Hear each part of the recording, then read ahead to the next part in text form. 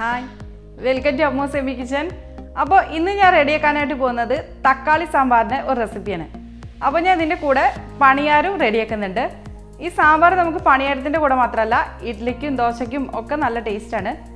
പിന്നെ ഇത് എൻ്റെ ഹസ്ബൻഡിൻ്റെ അമ്മയുടെ റെസിപ്പിയാണ്. അപ്പോൾ നമുക്ക് എങ്ങനെയാണ് ഈ ഈസി ആയിട്ടുള്ള തക്കാളി സാമ്പാർ റെഡിയാക്കാൻ നോക്കാം. അപ്പോൾ തക്കാളി സാമ്പാർ ഉണ്ടാക്കാൻ ആവശ്യമായിട്ടുള്ള ഇൻഗ്രീഡിയൻസ് എന്തൊക്കെയാണ് നോക്കാം.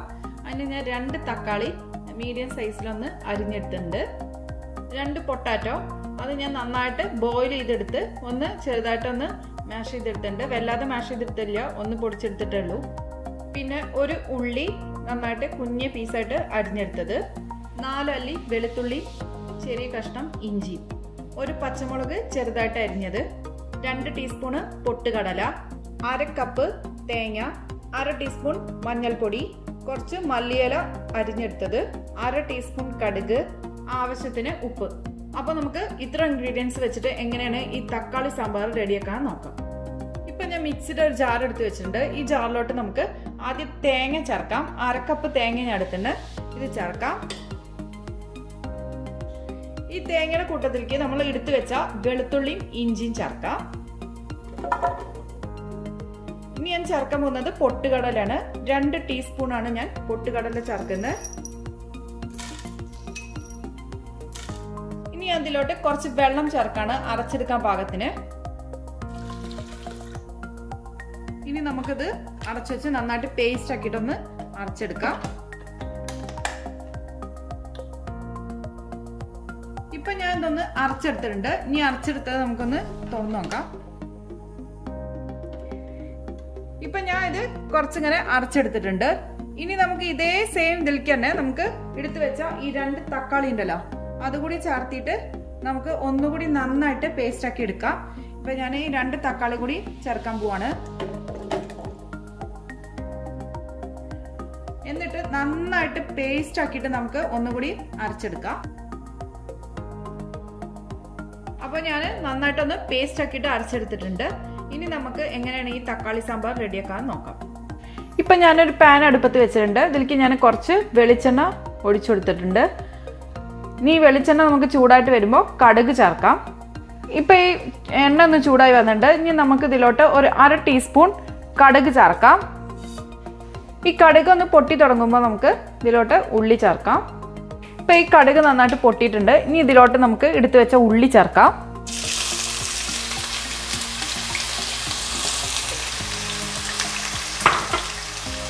ഈ ഉള്ളി ചേർത്തിട്ട് നമുക്ക് നന്നായിട്ടൊന്ന് ഇളക്കിയെടുക്കാം.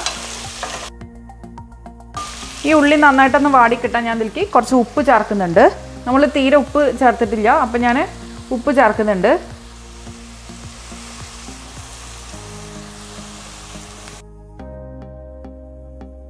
ഇപ്പോൾ ഉള്ളി ഒന്ന് നന്നായി വാടിയിട്ടുണ്ട്. ഇനി നമുക്ക് ഇതിലേക്ക് ഒരു 1/2 ടീസ്പൂൺ മഞ്ഞൾപ്പൊടി ചേർത്ത് കൊടുക്കാം.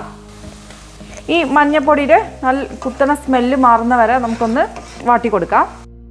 മീഡിയം ഫ്ലെയിമിലിട്ട് ചെയ്യണം. ഇനി നമുക്കിതിലോട്ട് എടുത്തു വെച്ച ഉരുളക്കിഴങ്ങ് ചേർത്ത് കൊടുക്കാം.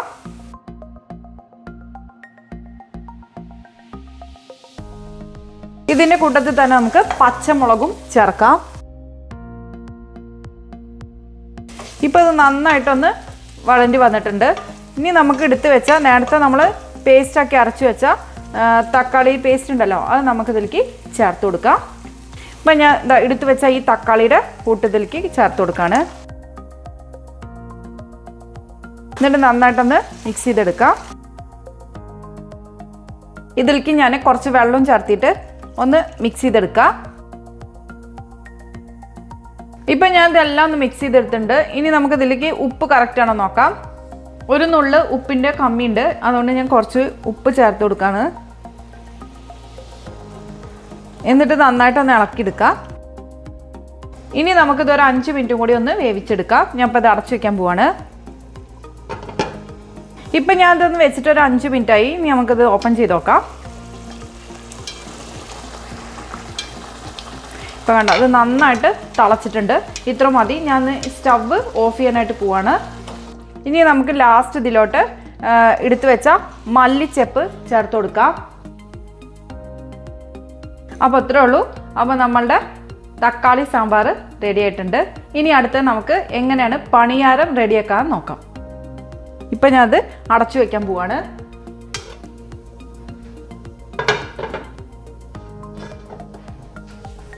ഇനി നമുക്ക് എങ്ങനെ ഈ പണിയാരം റെഡിയാക്കാൻ നോക്കാം. പണിയാരത്തിന് നമുക്ക് വേണ്ടത് നമ്മൾ ദോശയുടെ മാവാണ് ഇതിന് ആവശ്യമുള്ളത് ഈ പണിയാരം ചെയ്യാനായിട്ട്.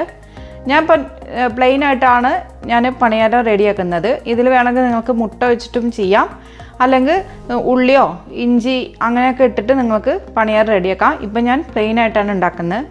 പിന്നെ ഞാൻ ഇതിൽ മാവ് അരയ്ക്കുന്നതൊന്നും ഞാനിതിൽ കാണിച്ചിട്ടില്ല. ഇതിൻ്റെ ഡീറ്റെയിൽ വീഡിയോ ഞാൻ മുമ്പ് ചെയ്തിട്ടുണ്ട്. മാവ് എങ്ങനെയാണ് ഈസി ആയിട്ട് അരച്ചെടുക്കാമെന്നു, അതുപോലെ തന്നെ ഇതുവരെയും മാവ് പുളിക്കാതെ ഉണ്ടെന്നുണ്ടെങ്കിൽ അതിന് ഞാനൊരു ടിപ്പ് ഫോളോ ചെയ്തിട്ടാണ് ഞാൻ ആ മാവ് ഞാൻ അരച്ച് എടുക്കുന്നത്. ഞാൻ അത് റെഡിയാക്കുന്നത് ഞാൻ അതിലൊരു ക്രിസ്പി ആയിട്ടുള്ളൊരു ദോശ ഞാൻ റെഡിയാക്കിയിട്ടുണ്ട് ആ വീഡിയോയിൽ. അതിൽ ഞാൻ ഡീറ്റെയിൽ ആയിട്ട് ഞാൻ പറഞ്ഞിട്ടുണ്ട്. അതായത് നമ്മളിപ്പോൾ തണുപ്പുള്ള സ്ഥലത്തൊക്കെ ചില ആൾക്കാർക്ക് ചിലപ്പോൾ മാവൊന്നും നമ്മൾ എടുത്തു വെച്ചാൽ പൊങ്ങുന്നുണ്ടാവില്ല. അപ്പോൾ അതിന് വേണ്ടിയിട്ട് ഞാൻ അതൊരു ടിപ്പ് ഫോളോ ചെയ്തിട്ടാണ് ഞാൻ ആ മാവ് ഞാൻ റെഡിയാക്കിയത്. അപ്പോൾ ഞാൻ അതിൻ്റെ ലിങ്ക് ഡിസ്ക്രിപ്ഷൻ ബോക്സിൽ കൊടുക്കാം. അപ്പോൾ നിങ്ങളൊന്ന് ചെക്ക് ചെയ്യൂ. ഇപ്പം ഞാൻ ഈ പണിയാര ചട്ടിയിലേക്ക് കുറച്ച് നെയ്യ് ഒഴിച്ചു കൊടുത്തിട്ടുണ്ട്. ഈ നെയ്യൊന്ന് ചൂടായിട്ട് വരുമ്പോൾ നമുക്ക് ഇതിലേക്ക് മാവ് ഒഴിച്ചു കൊടുക്കാം. ഇപ്പം നന്നായിട്ട് ഈ ചട്ടി നന്നായിട്ടൊന്ന് ചൂടായിട്ടുണ്ട്. ഇനി നമുക്ക് ഇതിലേക്ക് മാവ് ഒഴിക്കാം.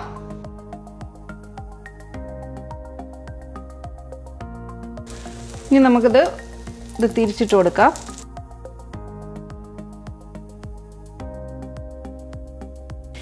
ഇപ്പം ഇത് രണ്ട് ഭാഗവും റെഡി ആയിട്ടുണ്ട്. രണ്ട് ഭാഗവും റെഡി ആയിട്ടുണ്ട്. ഇനി നമുക്കിതൊന്ന് എടുക്കാം. ഇനി നമുക്ക് രണ്ടാമത്തെ ബാച്ചും ഇതേപോലെ തന്നെ റെഡിയാക്കി എടുക്കാം.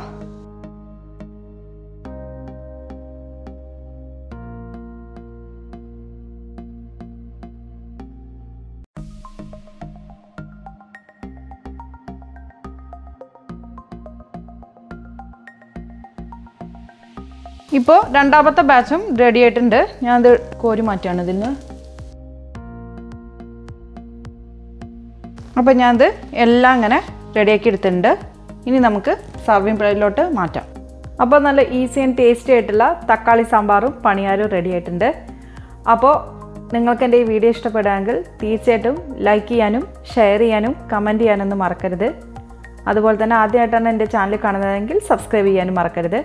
പിന്നെ ഈ തക്കാളി സാമ്പാർ നമുക്ക് പണിയാരത്തിന് മാത്രമല്ല ദോശയ്ക്കും ഇഡ്ഡലിക്കും ഒക്കെ നല്ല ടേസ്റ്റാണ്.